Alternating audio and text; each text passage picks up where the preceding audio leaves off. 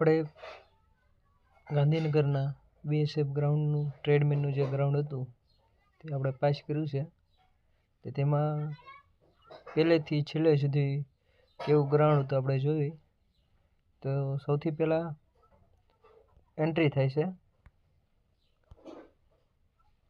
કે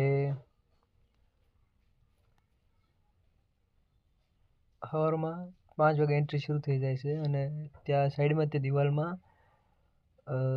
serial number આ હોય છે ને એ જોઈ લેવાનો પોતપોતાનો. પછી એન્ટ્રી શેર નંબર વગેરે એન્ટ્રી નહીં થવા દે, સિરિયલ નંબર જોઈ નાખવાનો. અંદર એન્ટ્રી કરાવે, આધાર કાર્ડ, એડમિટ કાર્ડ અને 2 થી 3 ફોટા લઈ લેવાના અને પેન. પછી અંદર બધાને લાઇનસર લઈ જાય ગ્રાઉન્ડમાં. પછી ત્યાં RFID ચિપ અને QR 2 આપે છે. પછી વેરીફાઈ થાય છે, એનું રજિસ્ટ્રેશન થાય છે,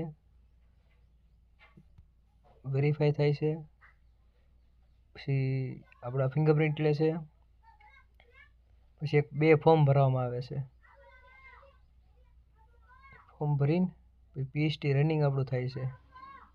ત્યારબાદ આપણે રિઝલ્ટ આવે છે. 12 રાઉન્ડ મારવામાં આવે છે ગાંધીનગર ગ્રાઉન્ડમાં. 12 રાઉન્ડ હોય પોતે જ ગણવાનો હોય છે. મેં તો પેન લઈને હાથમાં લખ્યા હતા, એ અમુક રબરે લાવતા હતા. પછી ફોર્મ નંબર 3 ભરાવે છે આપણી પાસે. ત્રણ ફોર્મ ભરાવે છે. એમાં 2 એક હરખા ભરાવે છે અને એક બીજું ભરાવે છે, ફોટામાં લગાડવાના આવે છે. પછી ગ્રાઉન્ડ પૂરું થઈ જાય પછી રિઝલ્ટ આવે. પછી PET, હાઇટ, વેઇટ અને ચેસ્ટ આવે છે. તો તેમાં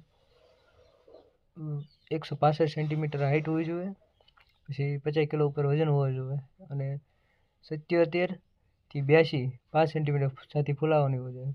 પછી ફાઇનલ આપણે સિગ્નેચર આવે છે અને થોડી વખત આપણે બેસાડવામાં આવે છે. પછી વચ્ચે લંચનો સમય આવે છે. જમવાનું ત્યાં 25 રૂપિયામાં રાજમા ચાવલ આપે છે અને બીજું પૈસા થોડાક લઈ જવા હારે. નાસ્તો વાસ્તો બધું ત્યાં મળી રહેશે સુવિધા.